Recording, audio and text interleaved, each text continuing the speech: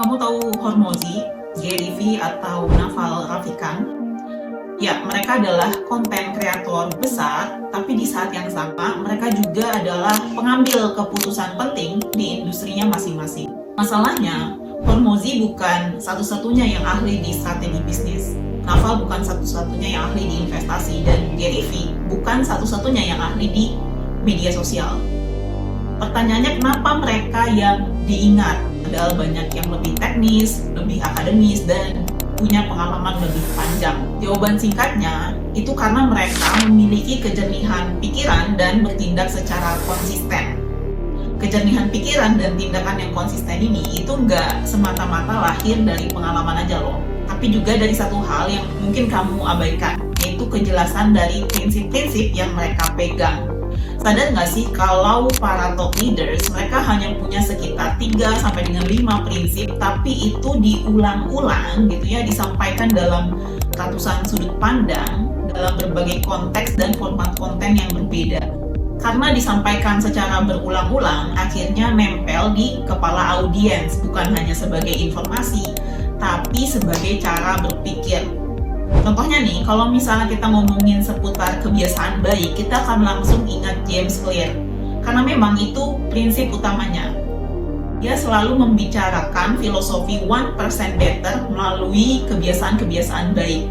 Lalu pertanyaannya, bisa nggak sih kamu meniru seperti mereka? Bisa, tapi bukan dengan meniru topiknya, bukan dengan meniru format kontennya, dan tentunya bukan meniru gaya bicara mereka. Mulai dari satu pertanyaan dasar. Apa yang mendasari kamu untuk mengambil keputusanmu sendiri? Kalau jawaban kamu masih tergantung konteks dan situasi, itu artinya prinsip kamu masih hidup di dalam intuisi dan bukan kata-kata. Dan selama prinsip itu hidup di dalam intuisi, ya, itu tidak bisa diskalakan, itu tidak bisa menjadi intellectual property, dan itu tidak akan nempel di kepala audiens. Bayangin aja gimana audiens bisa mengingat sesuatu yang bahkan kamu sendiri belum artikulasikan. Dan ini yang aku notice di banyak konten kreator yang merupakan ahli dan praktisi berpengalaman di bidangnya masing-masing. Banyak dari konten mereka itu isinya tips, taktik, strategi, langkah-langkah. Ya ini memang berguna ya, tapi juga di saat yang sama bisa basi. Karena ada satu hal yang jarang atau bahkan mereka sendiri belum artikulasikan, yaitu prinsip apa sih yang mendasari mereka untuk melakukan langkah-langkah itu in the first place. Nah, apa sih bedanya antara prinsip sama konten pada umumnya? Nah, konten pada umumnya seringkali bentuknya adalah taktik atau opini, dan itu berbeda antara taktik, opini, sama prinsip. Contohnya taktik kayak gini, posting di LinkedIn jam 8 pagi. Ini adalah aksi yang sangat spesifik tergantung konteks dan juga fase audiens. Taktik bisa berhasil sekarang, tapi kemudian gagal total 6 bulan kemudian. Nah ini yang banyak banget dilakukan oleh para ahli dan praktisi berpengalaman. Mereka banyak ngasih strategi, taktik, langkah-langkah, dan cara melakukan sesuatu. Nah yang kedua itu adalah opini. Nah opini berbeda dengan taktik ya. Ini contohnya kayak LinkedIn lebih bagus daripada Twitter. Ini adalah preferensi pribadi, sangat subjektif, dan seringkali dipengaruhi oleh pengalaman yang terbatas. Opini ini memang bagus ya untuk memancing diskusi, untuk engagement, tapi tidak cukup kuat untuk membangun fondasi trust jangka panjang. Sementara kalau prinsip itu contohnya adalah distribusi mengikuti resonansi, bukan volume. Ini adalah kebenaran mendasar yang berlaku lintas konteks, lintas bidang. Prinsip itu nggak peduli platform apa yang kamu gunakan gitu, bagaimana algoritma bekerja sekarang, dan tren apa yang sedang naik dan sedang turun. Nah, masalahnya banyak konten kreator itu mengira bahwa taktik adalah prinsip, bahwa opini adalah insight, lalu bingung kenapa audiens gak benar-benar nempel sama ilmu yang sudah mereka bagikan gitu. Karena yang menempel di kepala audiens, yang benar-benar menempel di kepala audiens bukanlah apa yang kamu lakukan, informasi apa yang kamu lakukan, bukan. Tapi cara kamu berpikir saat melakukan itu. Dan cara berpikir hanya bisa ditransfer lewat prinsip. Maka dari itu, pada video kali ini aku akan membantu kamu untuk mendiscover ya 3 prinsip kamu yang bekerja secara hierarkis. Yang pertama itu adalah prinsip dasar. Nah, prinsip dasar ini bukan tentang konten, bukan tentang positioning, bahkan bukan tentang pekerjaan kamu. Ini bagaimana cara kamu memandang hidup bahkan sebelum kamu memulai profesi apapun. Cara yang paling sederhana untuk mengetahui prinsip dasar kamu adalah dengan mengaudit 10 keputusan penting yang sudah kamu ambil dalam 2 tahun terakhir ya. Jadi sudah kamu ambil. Untuk setiap keputusan, kamu jawab pertanyaan ini. Apa keputusannya? Yang kedua, apa alternatifnya? Yang ketiga, kenapa memilih itu? Dan yang keempat, apa prinsip yang mendasarinya?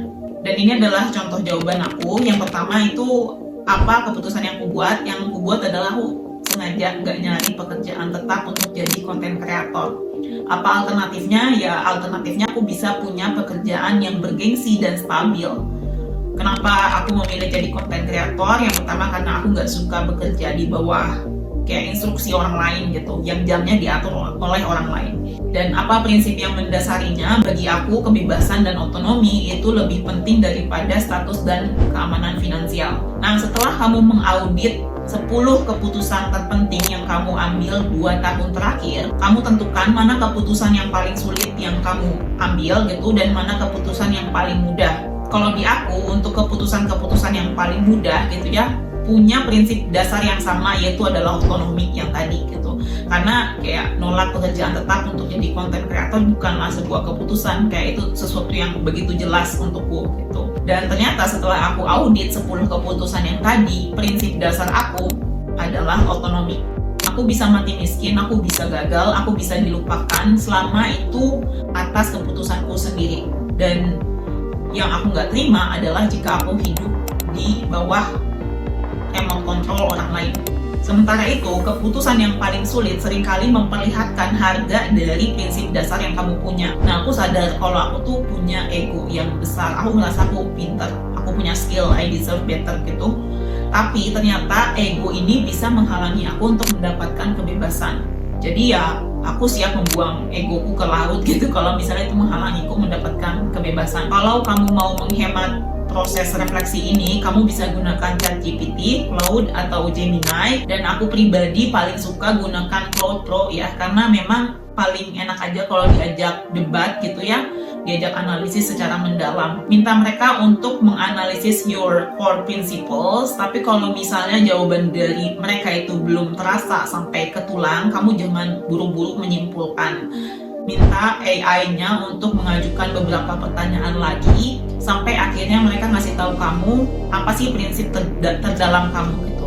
Dan prinsip dasar yang paling dalam bukanlah yang paling mudah diucapin. Biasanya itu yang selalu kamu pertahankan melalui tindakan. Kalau prinsip dasar itu di level 1, kita akan masuk ke level 2, yaitu prinsip domain.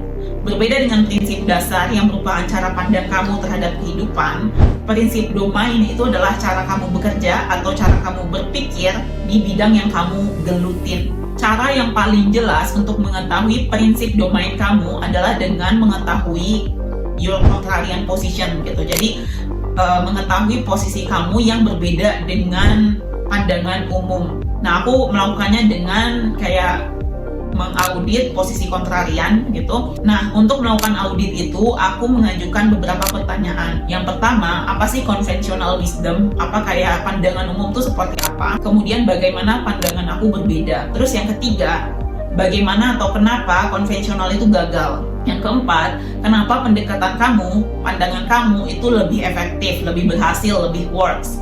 Dan yang kelima, apa prinsip yang mendasarinya?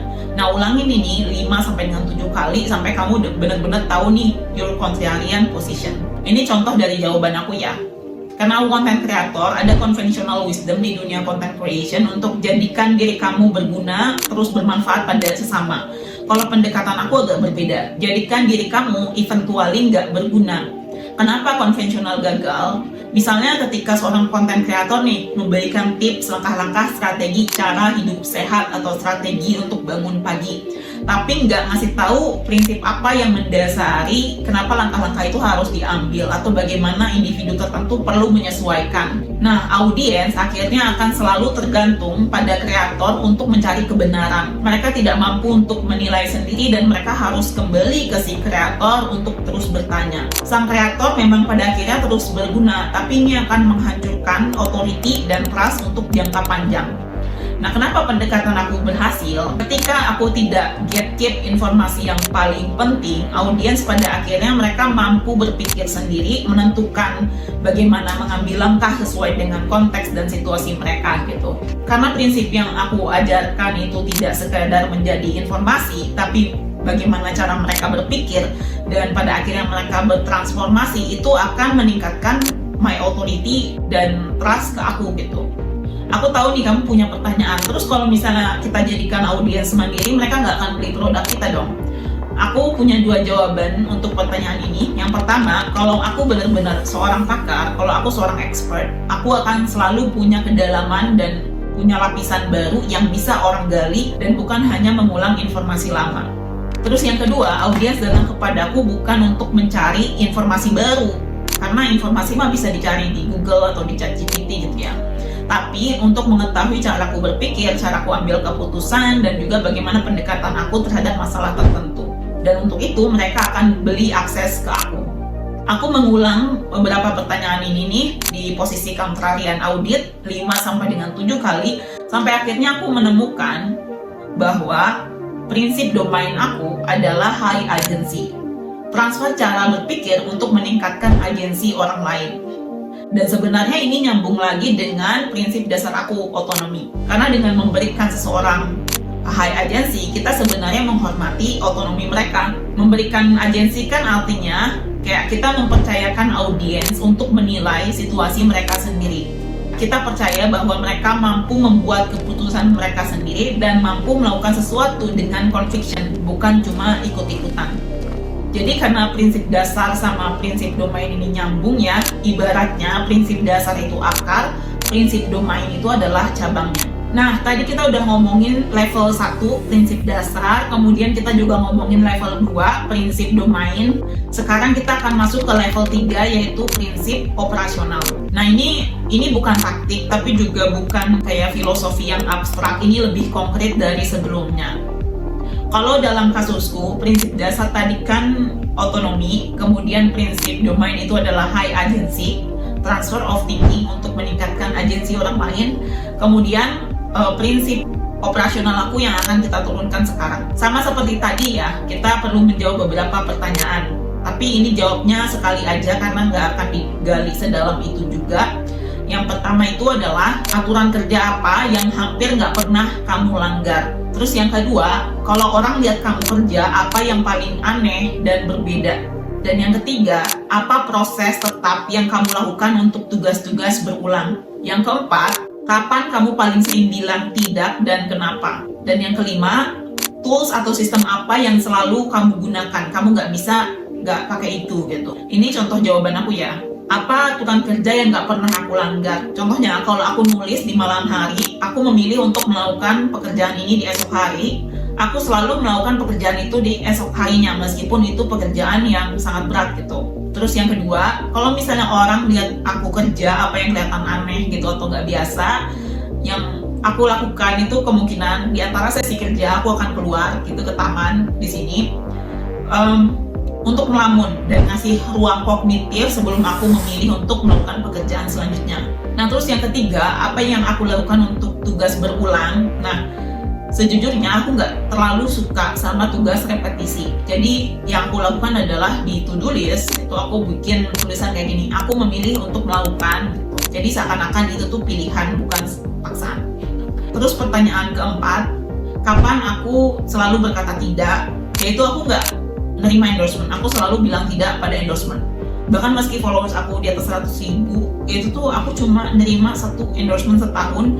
Itu pun setelah beliau negosiasi panjang untuk terima cara aku bermain, cara aku kayak bikin konten.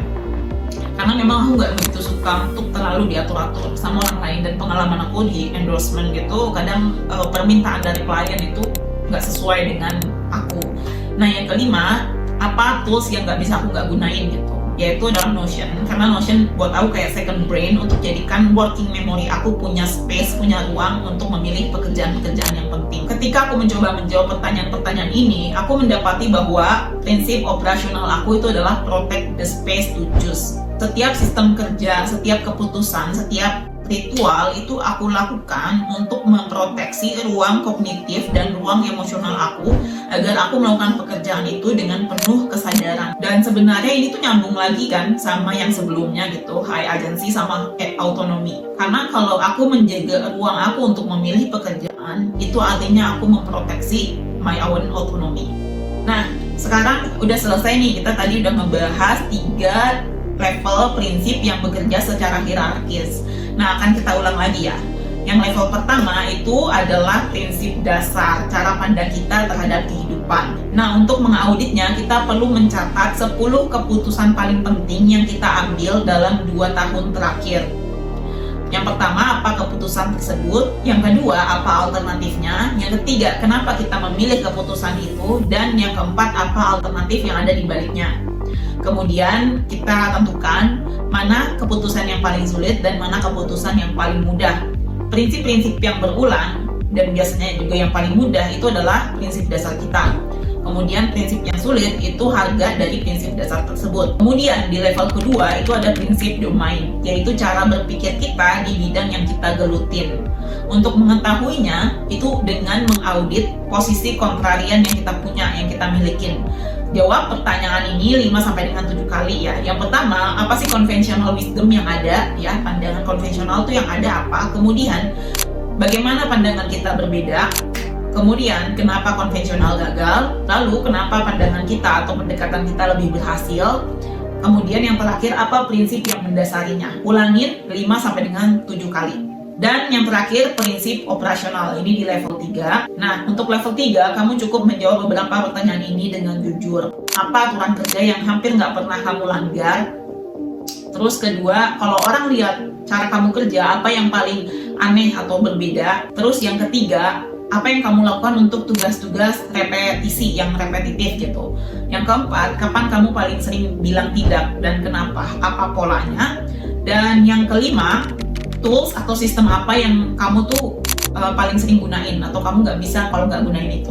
Aku tahu kalau framework ini merupakan bagian dari taktik juga yang sebenarnya tugasnya adalah untuk mengekstraksi prinsip-prinsip yang tadinya hanya sifatnya intuitif.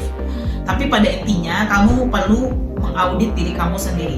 Dengan begitu, kamu bisa mengartikulasikan prinsip yang bisa kamu internalisasi ke audiens. Setelah kamu mengerjakan latihan ini, kemungkinan besar sih kamu bakal bingung sih sama chaos, dan itu justru tanda bagus. Sebagaimana otot itu biasanya harus sakit dulu kan, sebelum akhirnya bertambah kuat. Begitu pula ketika kamu mencari kejelasan, kemungkinan besar kamu bakal merasakan kebingungan yang luar biasa. Tapi pada akhirnya kamu akan mendapatkan landasan hidup yang fundamental. Kamu akhirnya tahu apa sih landasan hidup kamu yang paling fundamental, dan juga kamu bisa mengetahui prinsip domain yang bisa kamu transfer di bidang kamu dan prinsip operasional yang bisa kamu jadikan aturan main sehari-hari. Dan bisa jadi ini adalah hal yang paling penting untuk kamu lakukan sebelum kamu mencoba membuat konten, membangun personal branding gitu ya, menjual produk gitu dan mendapatkan trust dari orang lain.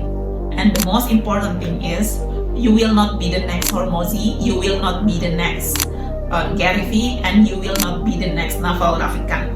You will be just who you are. Tetapi ketika kamu membuat konten dan membangun personal branding from your unshakable core, otoritas nggak perlu dikejar.